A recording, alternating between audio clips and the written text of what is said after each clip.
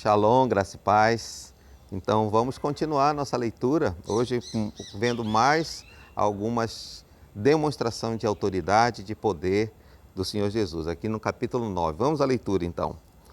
Então entrou Jesus num barco, atravessou o mar e foi para a sua cidade.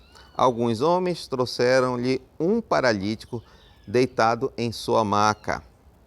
Vendo a fé que eles tinham em Jesus, disse ao paralítico: tenha bom ânimo, filho, os seus pecados estão perdoados. Diante disso, alguns mestres da lei disseram a si mesmos: este homem está blasfemando.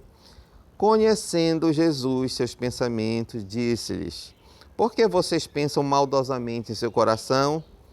Que é mais fácil dizer: os seus pecados estão perdoados, ou levanta-te e ande. Mas para que vocês saibam que o Filho do Homem tem na terra autoridade para perdoar pecados. Isso aqui é muito importante, falando do nível de autoridade de Jesus, né? E disse ao paralítico: levanta-te, pega a tua maca, vá para casa. Ele se levantou e foi. Vendo isso, a multidão ficou cheia de temor e glorificou a Deus que dera tal autoridade aos homens. Até aquele momento eles não entendiam que Jesus era o Cristo, mas reconheciam nele a autoridade. E é um fato aqui, um detalhe importante, é que Jesus curou mediante a fé daqueles que trouxeram o paralítico, não necessariamente do paralítico, né? O que é muito interessante também. Saindo Jesus, viu um homem chamado Mateus, sentado na coletoria e disse-lhe: segue-me. Mateus levantou-se e o seguiu. Estando Jesus em casa, foram comer com ele os seus discípulos, muitos publicanos e pecadores. Vendo isso, os fariseus perguntaram aos discípulos dele: por que o mestre de vocês come com publicanos e pecadores? Ouvindo isso, Jesus disse: não são os que têm saúde que precisam de médico, mas sim os que estão doentes.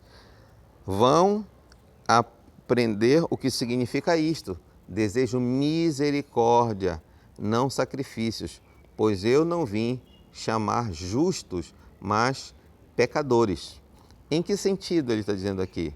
Não que ele queria ficar cercado de pecadores, mas ele veio para curar. Ele mesmo faz essa analogia, dizendo que os médicos, eles são para os doentes. Então, Jesus veio para perdoar pecados. Isso está já consignado aqui nos versículos anteriores, quando ele disse: vou fazer essa cura aqui para que vocês saibam que o Filho do Homem tem autoridade para perdoar pecados.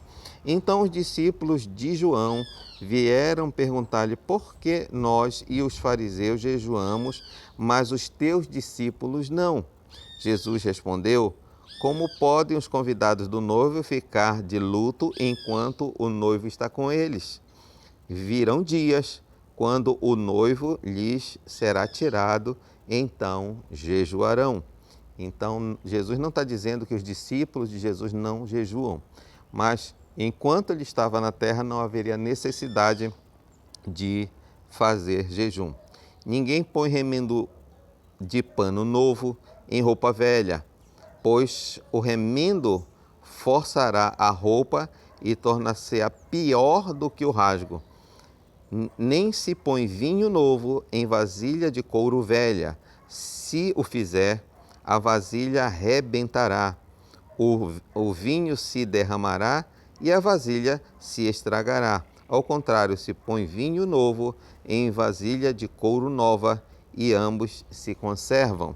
Isso aqui Jesus falando que ele não veio falar do reino, implantar o seu reino em cima de conceitos antigos dos mestres da lei, dos fariseus, mas por isso ele chamou discípulos novos, pessoas novas, pessoas do convívio da comunidade. Inclusive foi aqui que houve o chamado do provável autor deste evangelho, Mateus, que era um coletor de impostos, que era chamado de publicano.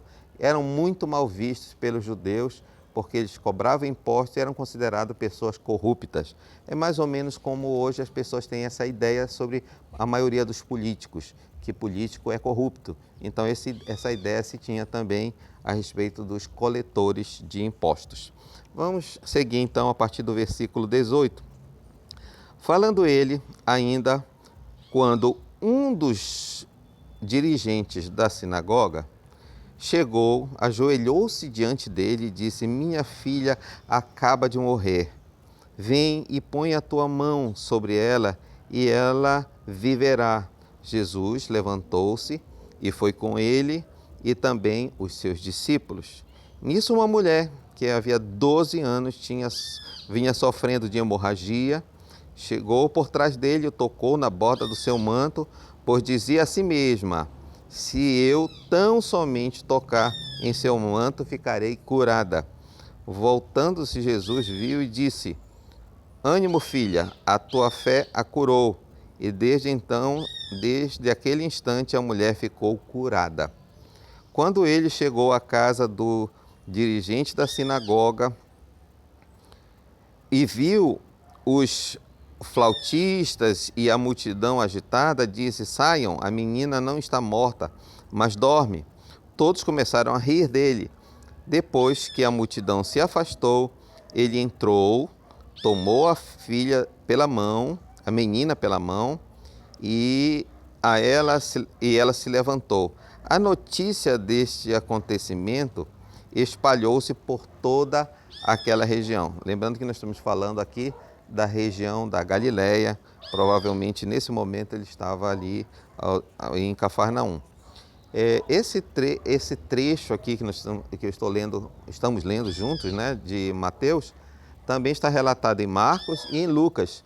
E nesses outros evangelhos tem pequenos detalhes que são acrescentados a esse momento da cura daquela mulher, né, que tinha aquela hemorragia já há 12 anos, e também detalhes maiores a respeito da cura daquela menina de 12 anos. Então eu aconselho você a ir lá em Marcos capítulo 5 e Lucas capítulo 8 e ver a narrativa desse mesmo acontecimento, e você vai ver que tem uns detalhes bem interessantes a respeito dessa questão da cura dessas duas pessoas.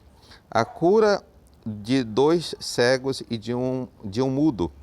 Saindo Jesus dali, 2 cegos seguiram, clamando: Filho de Davi, tem misericórdia de nós.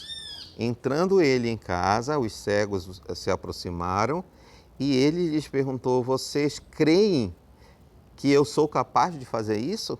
Olha só, eles estavam dizendo filho de Davi. Então já havia uma identificação da sua descendência, né? Também de sua autoridade. Eles responderam: sim, Senhor. E ele, tocando nos olhos deles, disse: que lhes seja feita segundo a fé que vocês têm. E a visão deles foi restaurada. Então Jesus os advertiu severamente: cuidem para que ninguém saiba disso. Essa cura aqui não foi feita em público, não foi feita como os outros momentos de cura. Eles entraram na casa junto com Jesus e lá dentro da casa que essa cura foi feita. Por isso ele diz: não espalhem isso, não falem isso para as outras pessoas. E diz que essa advertência foi severa, ou seja, ele falou ali com muita firmeza para que isso não acontecesse. Eles, porém, saíram e espalharam a notícia por toda a região. Então, não aconteceu. A alegria deles era tão grande pela cura que eles acabaram não cumprindo o que Jesus pediu. Então, eles se retiraram, foi levado a Jesus um homem endemoniado que não podia falar. Quando o demônio foi expulso, o mudo começou a falar. A multidão ficou admirada e disse: nunca se viu nada parecido em Israel. Mas os fariseus diziam: é pelo príncipe dos demônios que ele expulsa demônios. Que coisa absurda, né? Mas era assim que eles pensavam. Em outra narrativa, acho que é no capítulo, não sei se em Lucas ou em Marcos, que trata disso aqui de uma forma também com mais detalhes, né? Mas aqui é interessante a gente ver que, nesse caso, provavelmente pensavam que ele era mudo como uma doença. Mas nesse caso específico aqui, era por uma questão de possessão demoníaca. Jesus ia passando por todas as cidades e povoados, ensinando nas sinagogas, pregando as boas novas do reino, o evangelho do reino, né? E ressaltando isso aqui, o ensino de Jesus foi o evangelho do reino, ok? Sempre ressaltando isso, principalmente no evangelho de Mateus, que expressa, coloca Jesus, manifesta Jesus como o rei, né? E falando o tempo todo de reino. E curando todas as enfermidades e doenças. E veio, ao ver as multidões, teve compaixão delas, porque estavam aflitas e desamparadas, como ovelhas que não têm pastor. Então disse aos seus discípulos: a colheita é grande, mas os trabalhadores são poucos. Peçam, pois, ao Senhor a colheita, para que o Senhor da colheita, para que envie trabalhadores para a sua colheita. Olha, é importante aqui esse fechamento, e que expressa uma necessidade ainda hoje de oração. Se há alguma coisa que precisamos orar sempre, é de mais trabalhadores, porque a colheita realmente é grande e tem muita gente aflita, muita gente necessitada, muita gente desesperada, precisando dessa boa notícia, boas novas do reino, certo? Então, encerramos hoje aqui o capítulo 9, e eu vou pedir então que você não esqueça de se inscrever se você não é inscrito. Eu estou pedindo aqui para minha make já ficar preparada para encerrar o vídeo, é por isso que eu estou fazendo esses sinais aqui. Hoje você está vendo que eu estou numa paisagem diferente, talvez a luz não esteja muito boa, talvez alguma coisa lhe atrapalhe, mas nós queremos fazer isso de uma maneira mais dinâmica. Então não esqueça de contribuir com o seu like, com comentários. Se você não é inscrito, se inscreva, tá bom? E eu vou deixar essa playlist bem aqui para você acompanhar as leituras dos capítulos, tá bom? E nessa bolinha aqui você vai fazer a sua inscrição no canal, tá bom? Deus abençoe. Até amanhã.